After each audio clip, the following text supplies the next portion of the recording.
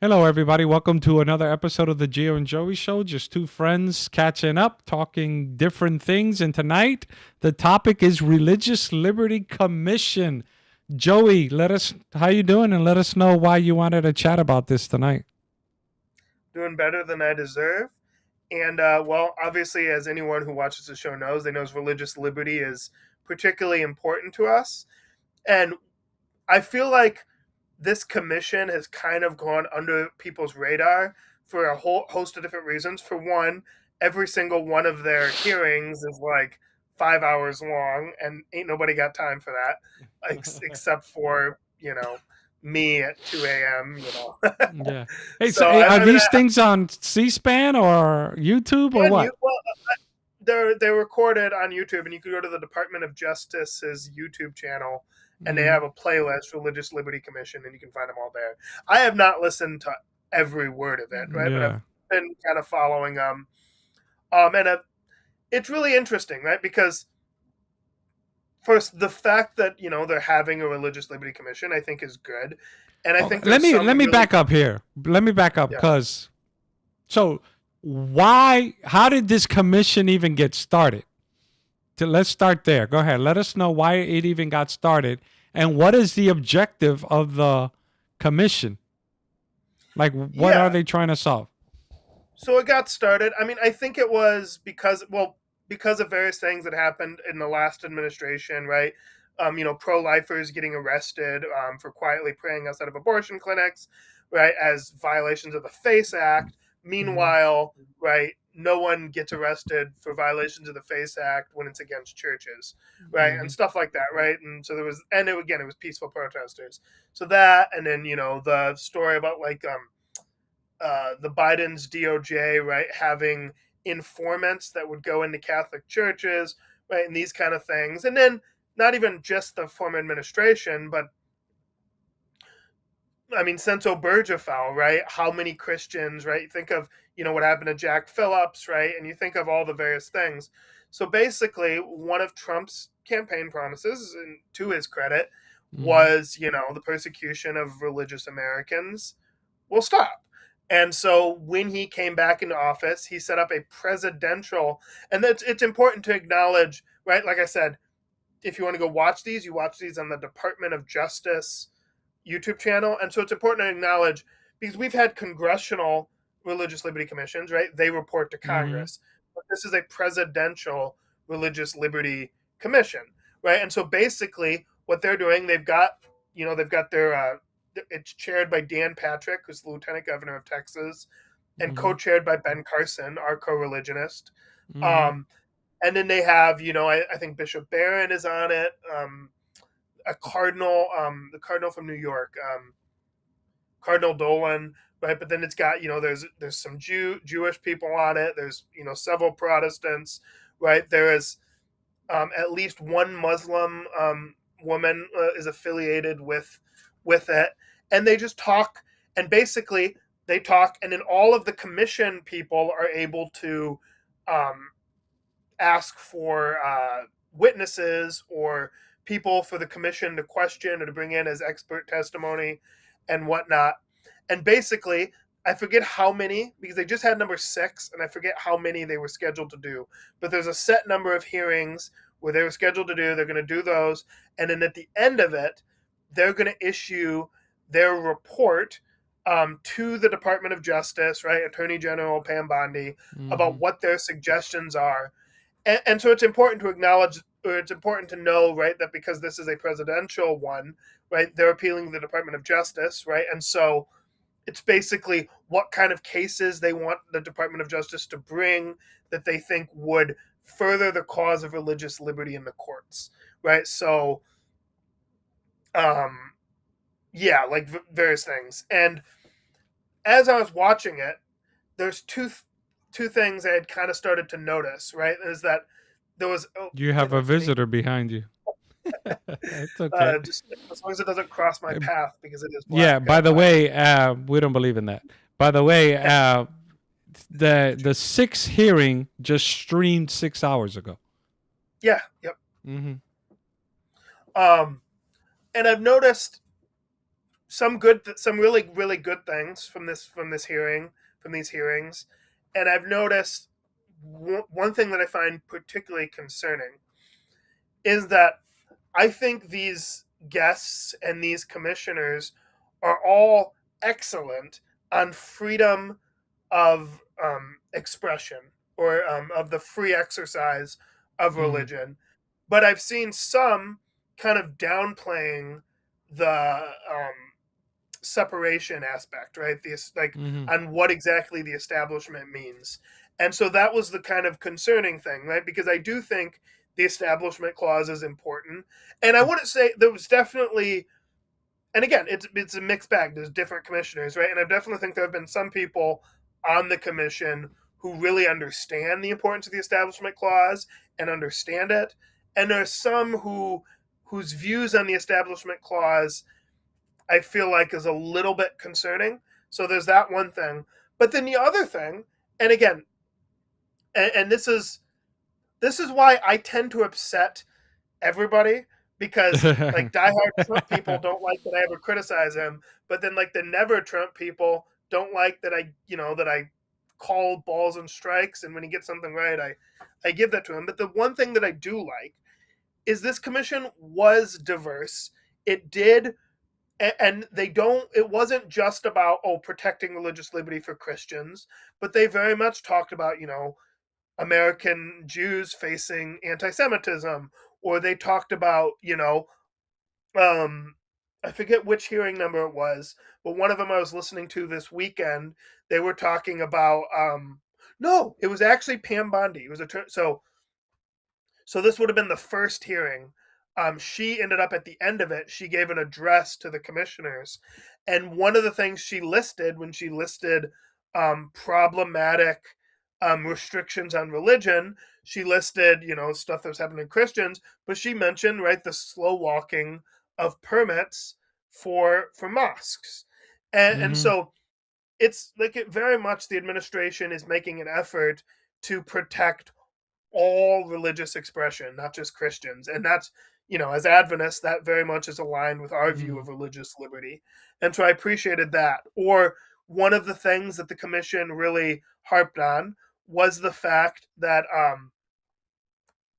oh, I forget the name of the flat, but there's a piece of land that both parties and administrations of both parties had for years protected.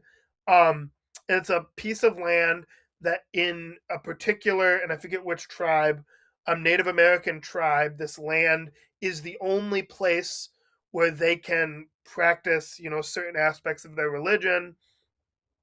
And I believe it happened under the Obama administration. They made some deal with a Chinese mining company that in the future they would be able to drill this land. And it hasn't happened yet, but basically the Supreme Court refused to hear a Acknowledge. case Yeah. in defense of these Native Americans.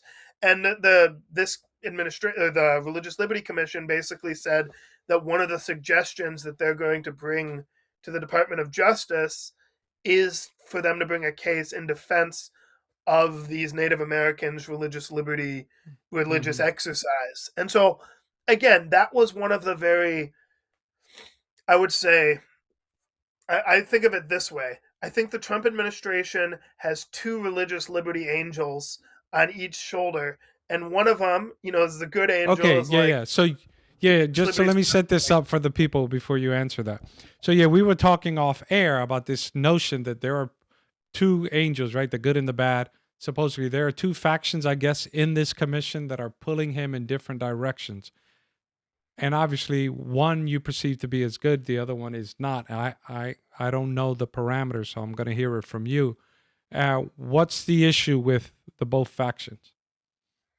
Yeah, well, I just think one, and I think this was very heavy throughout the commission, and this is the positive, very much making the case that that a strength of the American system is the fact that we give religious freedom to everybody, right? To every citizen, right?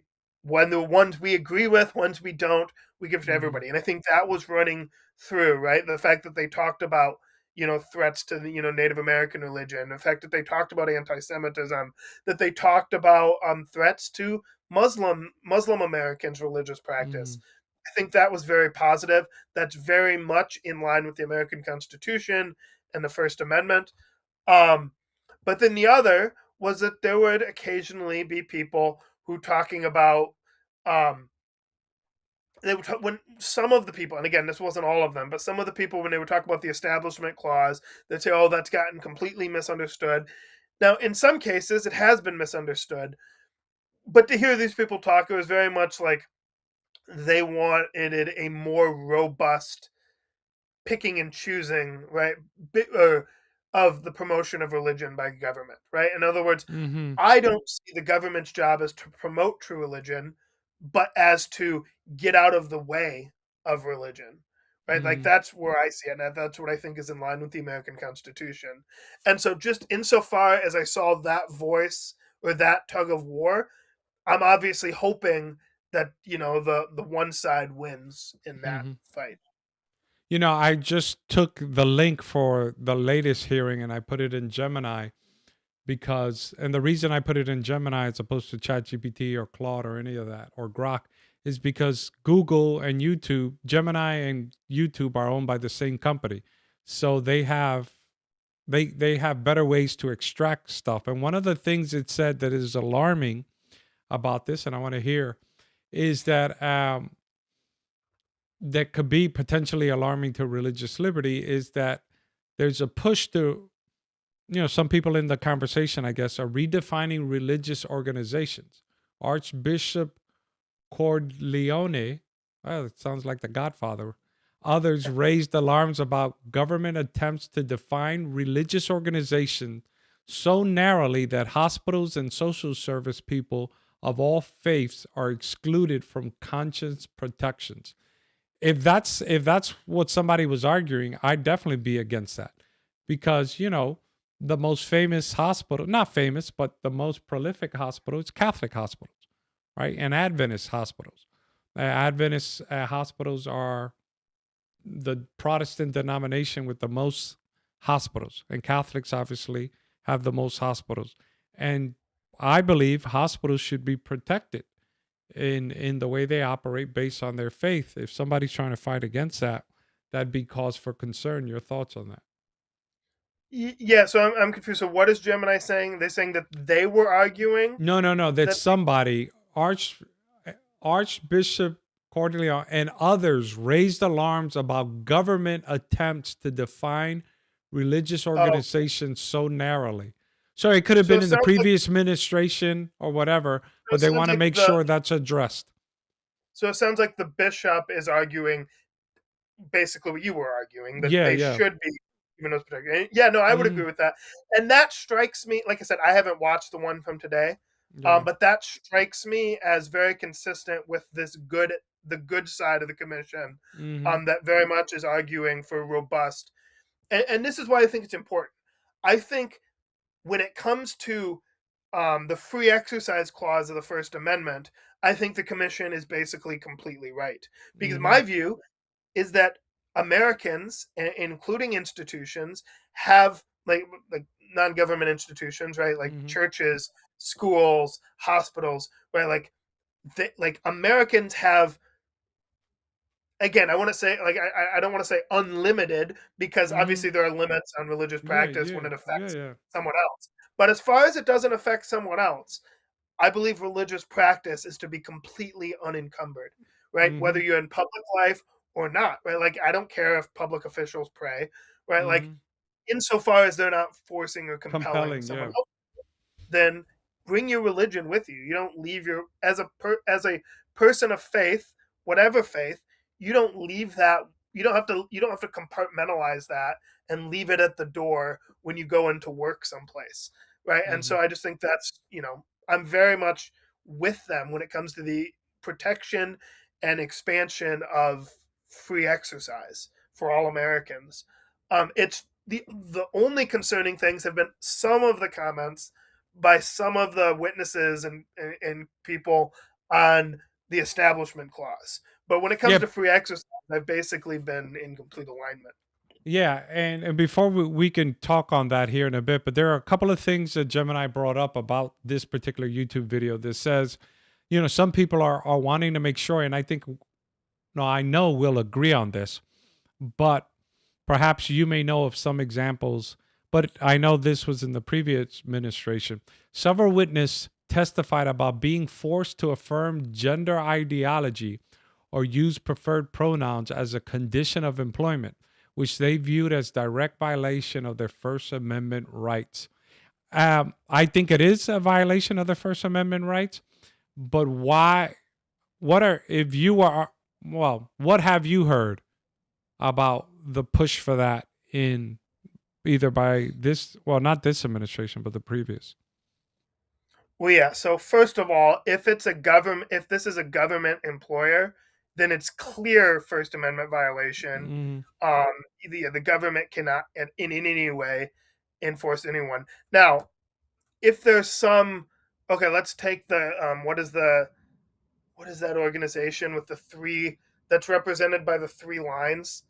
The some LGBTQ organization, mm. right? Like, I guess, right, if they, The only if three it's line organization I know is Adidas. oh no, it's the three yellow lines, whatever it is. But they Yeah. argue for like pro LGBTQ stuff, right? And Mm, sure, I mean, I guess if they want their employees to all support LGBTQ, I mean, they can make that a condition of employment the same way mm, Andrews University can make, yeah. agreeing with Seventh Adventist beliefs condition of employment, right? Because that's private. But if it's insofar as it's a government um, organization or a government employer, then absolutely that would not be allowed. And government employees can't be compelled to say something or to affirm something in order for a condition of employment. And then I would say, when it comes to other private employers, right? How the Supreme Court has generally come down on these things is that they need to make a reasonable attempt at religious accommodation, right? So they're basically required to, unless it's going to go like it's going to harm their business, to give an accommodation, right? So let's bring it to like Mm-hmm. Sabbath accommodations, right? Yeah. Like employers are expected by the Supreme Court, by current American U.S. religious liberty protections, right, religious expression protections, to make religious accommodations and I forget exact language, but basically where it's reasonable, right? So, Mm. like for instance, if there's a business that they're hiring for a weekend position, and you're applying for a weekend position, like if you can't work Saturdays or if you can't work Sundays, well then they're not going to What's be the in the point? wrong.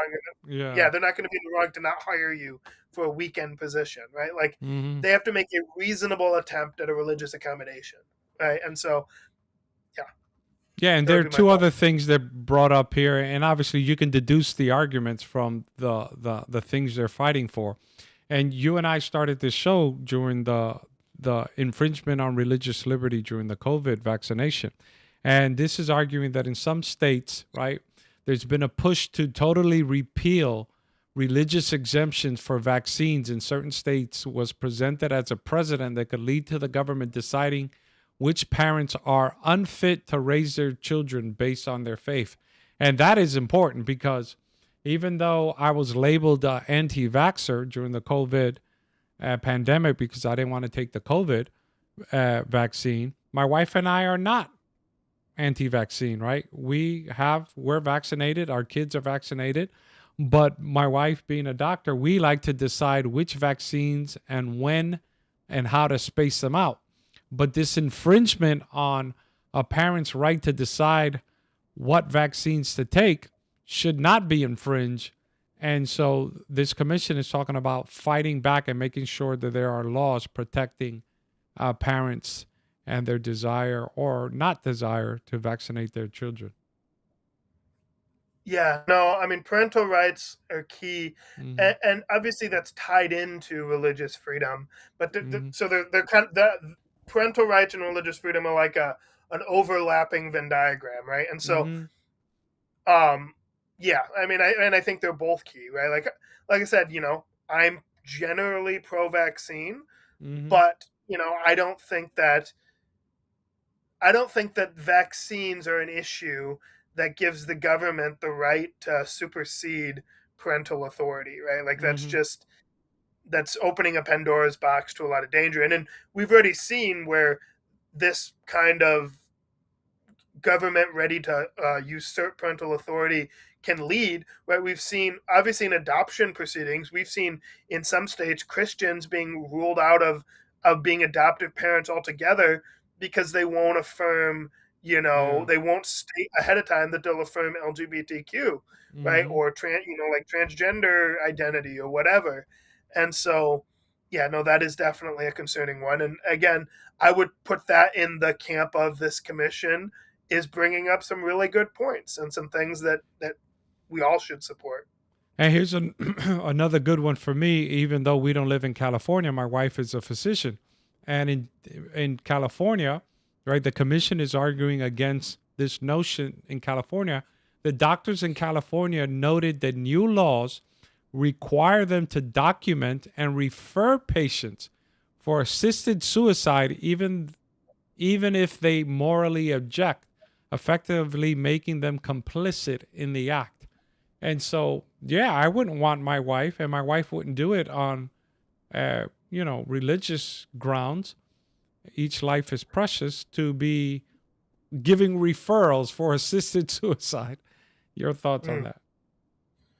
Well, and for me, this whole conversation goes well beyond religious liberty, in that I don't think there is Mm-hmm. any religious liberty to kill people, and Mm-hmm. I Mm-hmm. believe assisted suicide should be considered illegal homicide, right? Like I don't think it Yeah, should yeah. be legally allowed. Period. But yeah, no. Insofar as it does exist in some of these more progressive states, Christians obviously should not be. No doctor. I'm not just saying that, like, and this is one of the things why I think it's important too that we talk about both religious liberty and conscience protection. Mm-hmm. I know plenty of secular physicians who would not want to be forced to refer someone to suicide, Yeah, right? yeah. To Who assist, are opposed to it? You and know, I don't think so. In I other know. words, I hold on. I know of at least one atheist who opposes same-sex marriage, right? And you would think on what grounds, right? An atheist and abortion. You know what I mean? And so hmm, you would think, right? Atheism would be pro that, but you have people who are ethically, or for whatever reason, because I don't know what they base their thing, but is against those two things. And I'm pretty sure if he's against abortion, I'd have to talk to him and get his opinion on. He'd be against assisted suicide. yeah, no, and that is one thing that religious liberty is incredibly important, and it's I think protecting people's free exercise of religion is one of the most important issues to me. But I don't want people to ever think that I'm just about protecting religious, like there is something about conscience in general Mm-hmm. worthy of protection, right? And the conscientious atheist who still understands that life is worthy of protection, well, he also deserves protection. And this actually came in some of the discussion around COVID, right? This kind of got lost, right? And there were some of us who were so busy making the case that people who had a religious objection to the Yeah. vaccine should have protection, right? That some of these exceptions that end up getting made, they made it so that you had to prove that you had a religious exemption. Now that hurt some people, right? Like in denominations like ours, where the denomination officially was like had a pro-vaccine stance, Mm-hmm. and so then they said, "Well, you don't have a religious liberty one." Now the Supreme Court generally, when they've actually ruled on these things, has come out right where they said, "No, a religious liberty right is individual. It doesn't matter. Like even if you belong to a church that has view X, if you independently have view Y, well, then Yes. your independent view is protected, right?" And so the court Mm-hmm. has gotten that right. But I would go even further and I would say, listen, and again, I'm not even anti vaccine, but I'm pro Yeah. freedom. And I would say, if there's someone they're not religious at all, but they want to make a decision about a medical procedure that they want to, they don't want in their body, I think they also should have conscious protections. So Mm. it's like religious, again, it's that Venn diagram, right? Religious liberty and personal conscience, right? Protections in general, right? Like they're not completely the same, but they have an overlap, and we got to Yeah, a make huge sure we. overlap. Yeah. Yeah. So look, based on this video, right? There were three recommendations, major recommendations, and let's talk about them. See what your thoughts on it. The first one was to adding a private right of action to conscience laws, so individuals can sue if their rights are violated. I'll repeat it: adding a private right of action to conscience laws, so individuals can sue if their rights are violated. Yeah, I mean, I'd have to think on that some more, but at Hmm. least, Yeah, at least from just first impression, it sounds good. I mean, yeah, exactly. because that's the way, and it's just simply a fact, right? That again, our legal system, our constitutional system is kind of complicated, but that is one of the major ways that civil rights violations have been remedied is by right someone who can bring a case, right? They have what's called standing to bring Yeah, a case, because so in order to have standing, you have to show how you were harmed, affected. and then Yeah. you can bring it to the court, and that has been how most civil rights abuses have been remedied, right? Like let's just think of, again, it's not necessarily related to the religious aspect, but think of all the children who over the last, 10, 15 years were butchered by the trans doctor, by the trans medicine, phenomenon. And a bunch of them are now bringing lawsuits, and that is what has shut. Like, in other words, even before now, there's been some states that have passed laws against, child gender transition, Hmm. but even before that, you had hospital systems that shut down their transgender medicine departments because they didn't want to be on the hook for future lawsuits. And so, yeah, like there is a place for suing when your rights have been violated. Yeah, no doubt, no doubt. Here's the second recommendation they made. And I like this one. Um, I think this one to me is the clearest of the three. Implementing opt in rather than opt out policies for medical training related to controversial procedures like abortion. Hmm. I prefer that, right? The people who want to get that training need to opt in as opposed to the religious person needing to opt out. So, in other words, the default is you don't have to take that training if you don't want. And if you do, then you just opt in and everybody is protected. Your thoughts on that?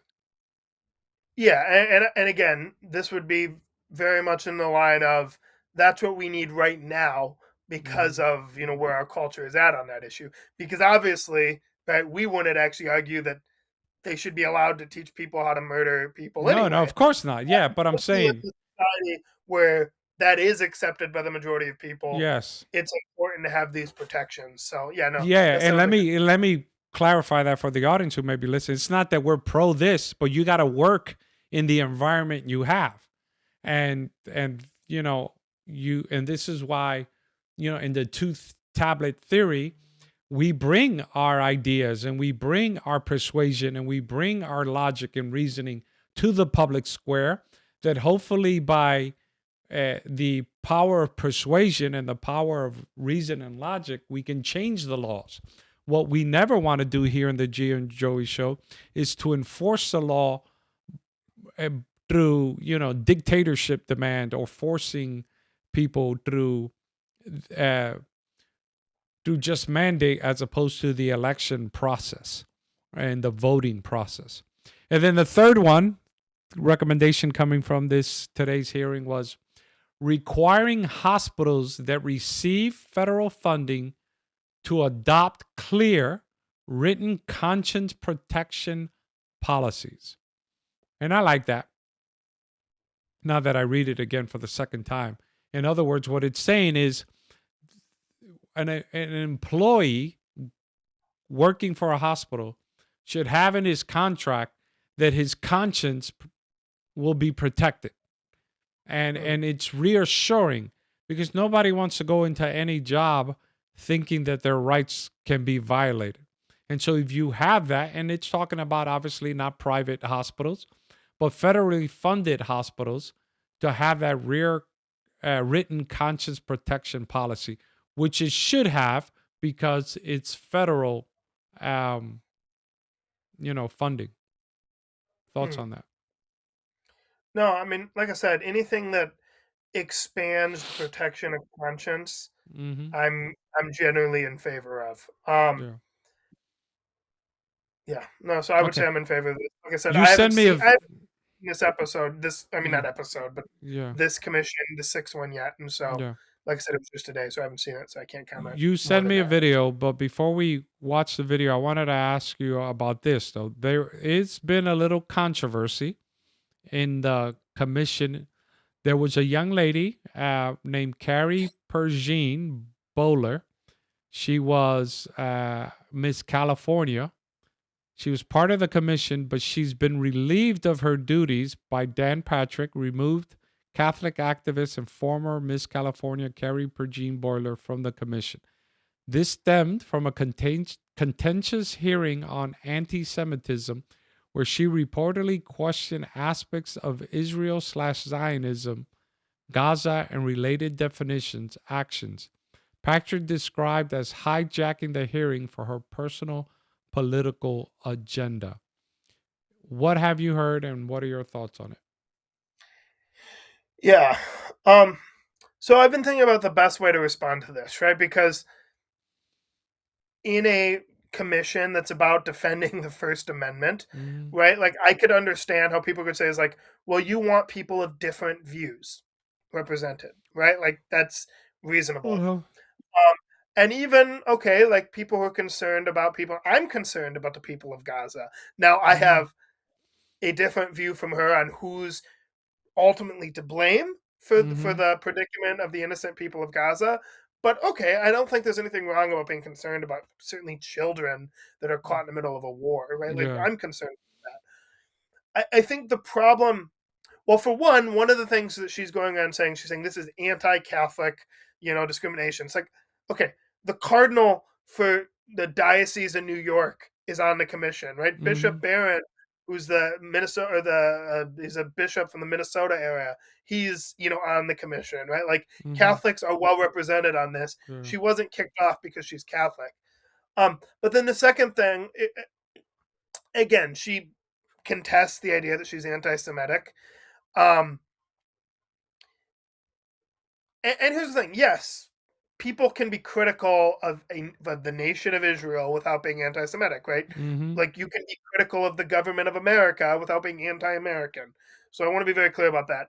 But when I see the people that she's supporting and the ways in which she's doing it, I do suspect anti-Semitism, right? Like when you're, because I think one of the things that happened is that on one of the commissions she got in a altercation with Seth Dillon from the Babylon Bee Mm-hmm. over Seth Dillon calling Tucker Carlson and Candace Owens anti-Semitic, and she didn't like that, and then she was defending Candace, and my antennas go up when I hear, oh, she's defending Candace. It's like, Yeah.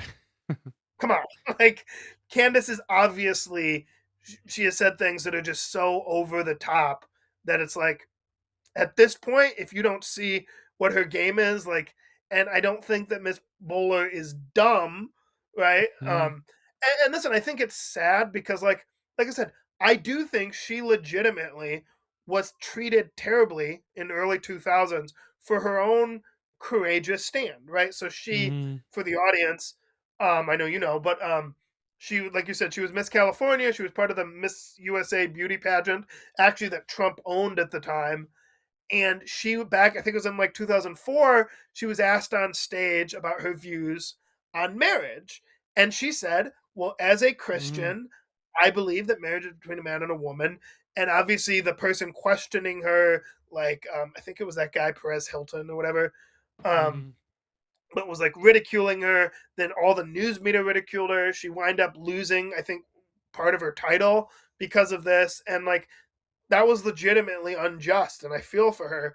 And I think that experience could have really been helpful and informative for this Religious Liberty Commission. But yeah, no, I think her behavior both before she got fired and then after, um, yeah, I don't know. I think it was problematic. So You know, asking, just looking it up, asking Grok, with her, there would have been 3 confirmed Catholics on the commission. And the commission's only 12. So that is what? A quarter of the commission, right? 4 times 3. Yeah. So, well, I think the idea that this and then, administration is anti-Catholic is kind of yeah, it's a ridiculous. joke. I mean, how many in the Supreme Court and the majority of Congress and the Senate are Catholic, and many in his administration are Catholic.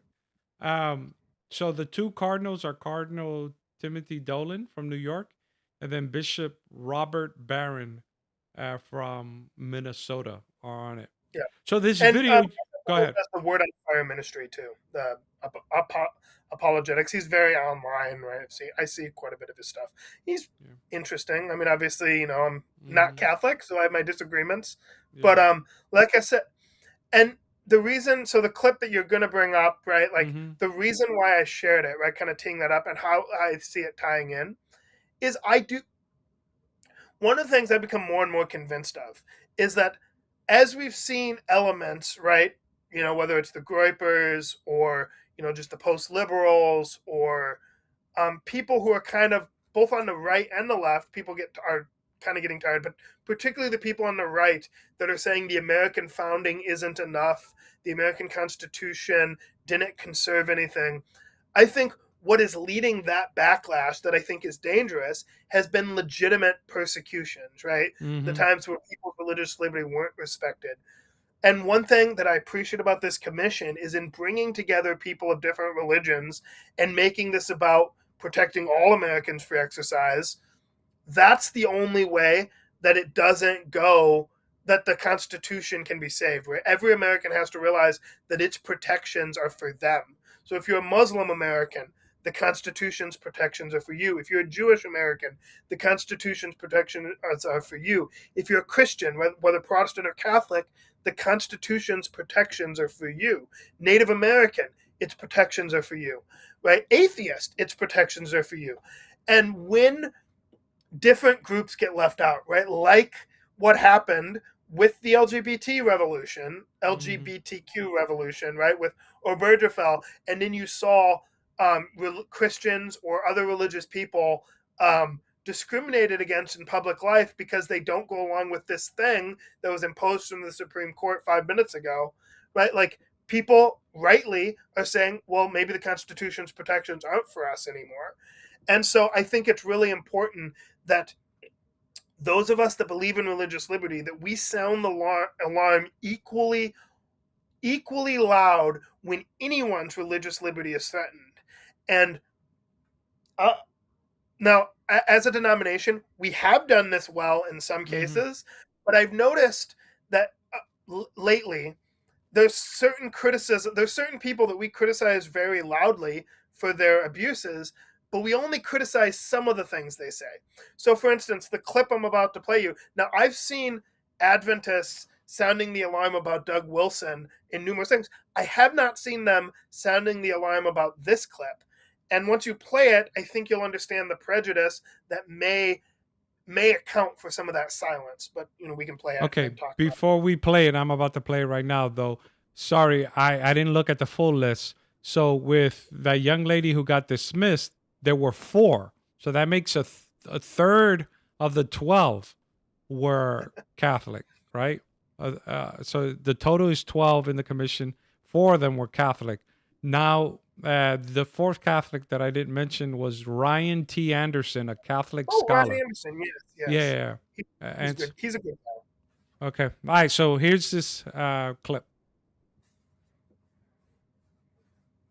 Let me give you a couple of very Oh, hold on. Let's get Joey on the screen.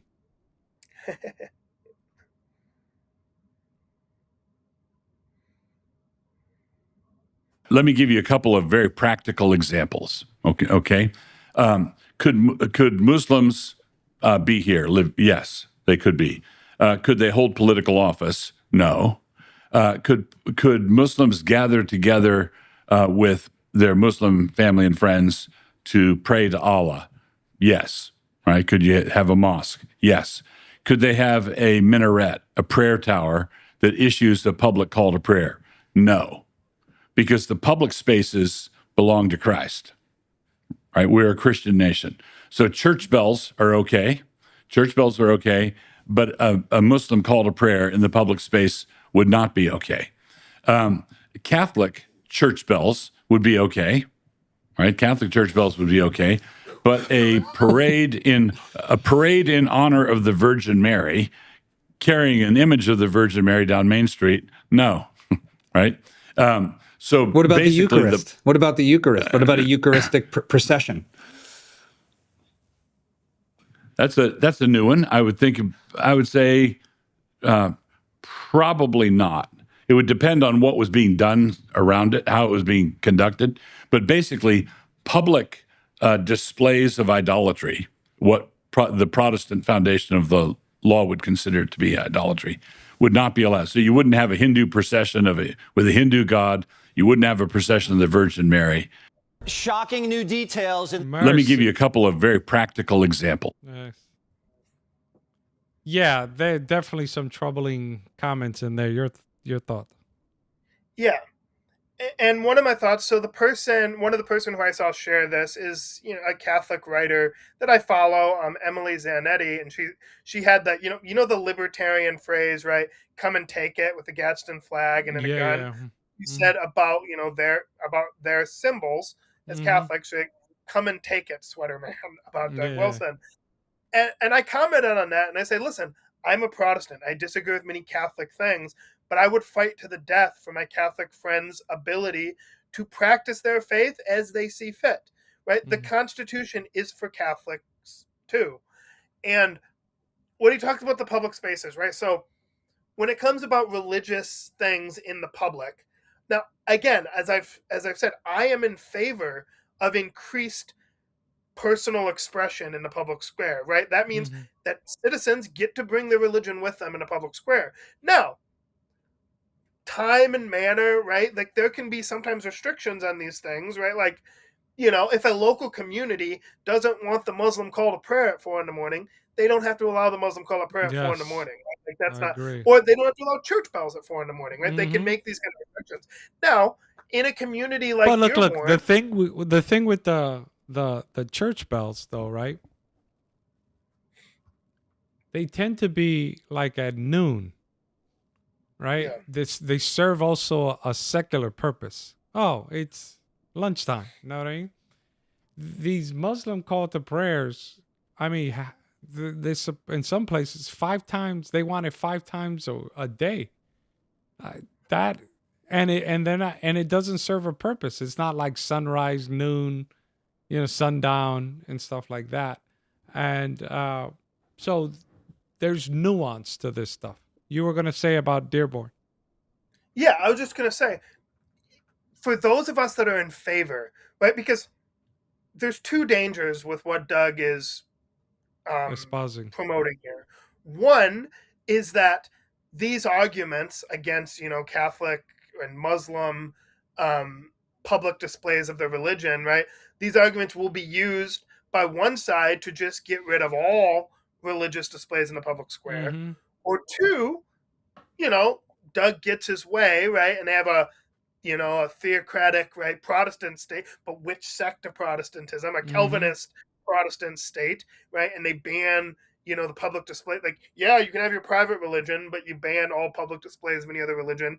And, it would create a lot of persecution of not just Hindus and Muslims and Catholics, but Protestants who don't agree with, the prevailing state religion. So those are the 2 dangers. And right now, I actually think the bigger danger is the first one, that people will just say, well, we're just going to cut all religious displays out of public life, right? So, for instance, and this is why I think the Constitution protects, right, all religions, and so any restrictions would have to be restrictions on everybody, right? And so what I argue for is somebody who wants an expansion of free exercise is that local communities get to make choices about things, right? So, for instance, in my town of Bloomingdale, Michigan, the public school, I don't know if the picture's still up and covered. For a while, they had it up and covered, but they used to, and I think this may have been in the 90s. I don't know exactly the dates on this, but they used to have a picture of Jesus, I believe, helping like the Good Samaritan or some picture with Jesus in it. It was a mural that had been donated, and they had it. The community all liked it, like it was fine, whatever. Well, this case ended up going to the Supreme Court. I don't know if it made it all the way to the Supreme Court, but it went up the pipeline. And basically, they were, they have to cover up this painting because somebody was offended and, whatever. Personally, I think a local community should be able to have, displays, right, that, again, I don't think they should be able to have things that enforce people to do something or to pray or the other. But I think if a local community has a religious painting, whether it be a Muslim painting, if that's what that community wants or whatever, like that's up for the local community. Congress can't be, endorsing or unendorsing one. Now, if they ban one, they have to ban them all, right? And so for those that are, maybe so strict on the establishment that they're even willing to restrict the free exercise, maybe they would say that's the best thing. That's generally not been my view. I think if in Dearborn, right, where there's a lot of Muslim Americans, if that community wanted in their community the church, the church bells, right, like that's for that local community to decide. I don't think Congress should come in or the state legislature should come in and ban, the Muslim call to prayer if that's what that community wants. You know what I mean? Like I think, but let me push back a little, and I'm not saying I thought this through completely, but what about the rights of the minority? And just don't tell me, right, then move if you don't want it, right? No, because I have a right, if that's my ancestral home, my grandparents lived there and all that, and I don't want to move, I don't think I need to be hearing that five times a day at all hours of the morning either, regardless of the majority. Because one thing religious liberty protects is the rights of the minority as well. Thoughts on that? Yeah, I mean, and that would just come down to what is the infringement on, like I said, if a good the night's law, rest. right, if the local community was saying, you need to, honor this prayer, you need to partake in this prayer, this religious exercise, well, then clearly that would be unconstitutional, and they couldn't do that. Yeah. Um, But there are city ordinances everywhere about noise at a certain hour. I do think if there's noise ordinances, and I'm assuming the community has noise ordinances, right, generally between certain times, then yeah, like that should all be factored in here. I'm just saying, excluding that, right? Let's say that these calls, they weren't going to do the calls at obscene times, right? Like I think they should have the same protection as church bells or whatever, right? Like I'm just excluding. I'm just saying the principle is that you can have displays of religion in public, right? Like a church can, a mosque can, have displays, and a church can have displays. Catholic, no doubt. Yeah, we'd agree there. There's other restrictions, there's other factors that come into play, right? But yeah, I'm in favor of more expression, right, for everybody versus less. In essence, it's kind of not on the topic, but that one of our founding fathers, the notion of I'd rather a guilty man go free than an innocent man be in prison. And it's kind of the similar in religious liberty he something made like it that. More than that. He said, I would rather 10 guilty men go free than one man be condemned. And it's just, and I kind of apply it the same way for religious liberty. I rather err on the side of religious liberty than be too restrictive and damage the free exercise of worship of anyone, right? Because look, if you restrict religious liberty for somebody, what happens when they come for you? Which is why I don't understand Christian nationalism sometimes, because I've spoken to some who say, hey, as long as it's Christian, I don't care who's in power. Well, Adventists have different views on free will than Calvinists, right? And Adventists have different views on the Sabbath than Catholics. No, know what I mean? You have to care that, the views of everybody is protected. Now, in saying that, that doesn't mean that I don't believe Christianity is superior, because I think it's the only truth. But we live in a public square that we have to. In fact, my Christianity informs me that I need to love my neighbor as myself. And I need to persuade them and not force them into a faith saving relationship with God. And ultimately, they have the liberty of conscience to choose or not to choose to follow Christ. Well, yeah, and ultimately, religious liberty is the best evangelism tool, right? Mm-hmm. Because, right, rather, in other words, and I'll use Iran as an example, but I could use the Middle Ages Christian Church as an Mm-hmm. example too. But Iran's the more pressing one, right? Right now, Islam is the fastest shrinking religion in Iran, and the fastest growing religion in Iran is evangelical Christianity. Mm-hmm. Now, why is that? Because for the last 4 decades, the Iranian people have had an Islamic gun to their head, forcing them, right, to Mm-hmm. honor You this will religion, worship. and they want nothing to do with it. The young, particularly, hate Islam, right? They hate it because it's been shoved down their throats by the force of a gun, right? And so that is the results of forced religion. But what I would say as an Adventist, like, listen, before I know anything else about you, before I do anything else, I'm going to first stick up for your right to practice your religion as you see fit. Mm-hmm.